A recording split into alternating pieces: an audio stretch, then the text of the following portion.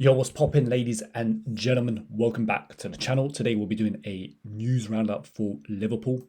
We'll be covering Trent, we're covering Sesko, we'll be covering Luis Diaz's new contract, we'll be covering Robertson, and we'll be covering Kelleher as well. And last but not least, we're covering Harvey Elliott as well. So, yeah, without further ado, let's get right into it. So, James Pearce from the Liverpool Echo saying Etika and Sesko have been considered. This could mean anything, right? I'm sure there's been internal discussions. Etika is just a name that keeps popping up. Personally, I want like a top tier striker, someone who's really just proven it, done it at the highest level, like a Osman or like an Isaac or that kind of ilk of striker. I don't really want to be bringing someone in who's maybe potential. And I think like Hugo and Sesko, they got a couple more years of development to go. So yeah. Next news story. Trent saying, well, Madrid basically saying, look, they want Trent for the Club World Cup, and they're ready to kind of pay up like a small compensation of 1 million. And I mean, this is no brainer, right? You paid a little bit extra money to have him for the Club World Cup, considering there's like £100 million tournament. I mean, there's a little bit of a glimpse of hope that Trent will stay. A few rumours here and there, but I think it's pretty much given that he's going. And if he's going, let's just give Conor Bradley the rest of the games until the end of the season. Let him play, let him get the experience, see if he can be that kind of first choice right back, or you bring someone in to kind of challenge him, or you bring in someone who's better than Bradley. But yeah, Trent pretty much going, right? Next news story we have here is Harvey Elliott. Now, I did a story on Harvey Elliott. He wants to stay at the club. I think he will stay.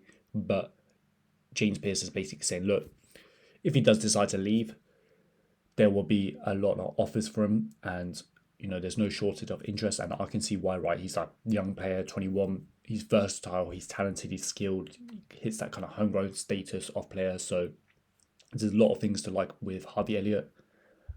But my gut says that Harvey Elliott's going to stay because Liverpool, that's the club his dream has always been to play for, and I think he believes that he can have like a more significant role next season. So yeah, Harvey Elliott, no shortage of interest there.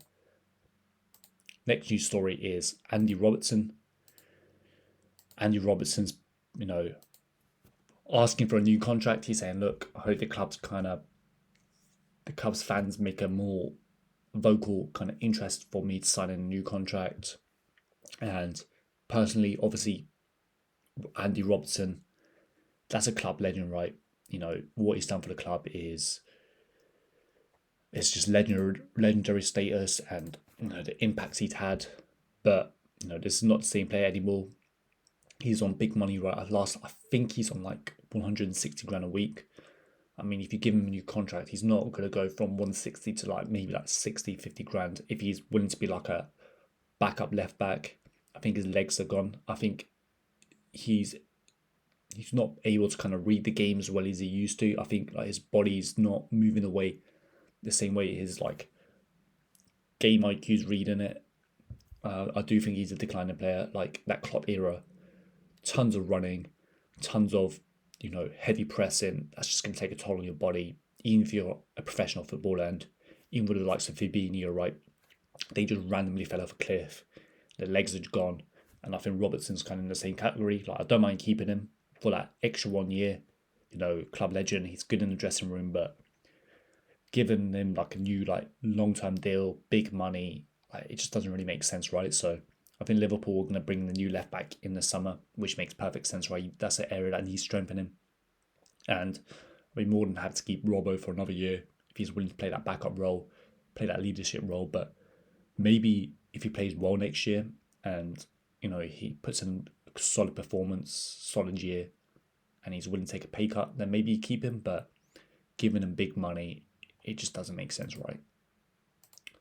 Next one here, we got Kelleher will leave Liverpool after this arrival of Mamardashvili.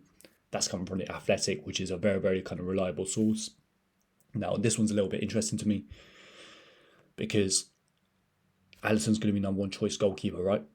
He just is. The performance he's put in, he's still world-class elite. Obviously a little bit injury prone, right? So that's why it's good to have Kelleher. And I really do rate Kelleher. I think if we do sell him, don't sell him to a rival club. He deserves to be playing first team football. I think he's at that stage of his career where he wants to be the first choice goalkeeper and he deserves it, right? But can't be sending him to like a Chelsea or something, right? Just he's too good. And I don't think he would want to move to Chelsea really, just because of the Liverpool connection. But I mentioned Chelsea because they need a good new goalkeeper, right? And I do think Mamardashvili, he's not gonna come into the club, and I don't think he's coming into the club with the expectation of being number two. Like he probably wants that number one. So if he's not going to be the number one, then is he going to be loaned out again? Do you bring in like a backup keeper to play that kind of role? And yeah, it's a tricky one. It's a funny one. I'd like to see how things play out in the summer. Maybe Anderson picks up another knock, another injury, and you can have to keep Mamardashvili. But yeah, I do think, I know his season's not been the best, but I think Mamardashvili is a good goalkeeper. I think he has a lot of potential. He's only 24, right? So goalkeepers, they can play on to like 36, 37, right? Because there's just not much running. It's more about, your reflexes going. But even top goalkeepers, like look at like sort of like Buffon playing to like the 40s. So he's not really like a outfield player where if you're in your late 30s, then, your career's kind of done. You have to go play in MLS or something. No disrespect, but yeah. Kelleher, obviously, he needs to be playing first team football. He wants to be. Hopefully, sell him abroad. But all I say is just don't send him to a rival club. Now, last but not least, we got Luis Diaz. Hold talks with extending his contract with Liverpool. This is a funny one because I do rate Luis Diaz. I think he's a really, really good player. I think all the kind of main links of him going to like Barcelona or Saudi, those kind of links have kind of died down the past couple of weeks. There was a period where there was constant links with him going Barca, Saudi, etc. So there's probably some truth to those rumours, but now he's probably kind of leaning towards a stay at the club. I think Liverpool kind of leaning towards that as well.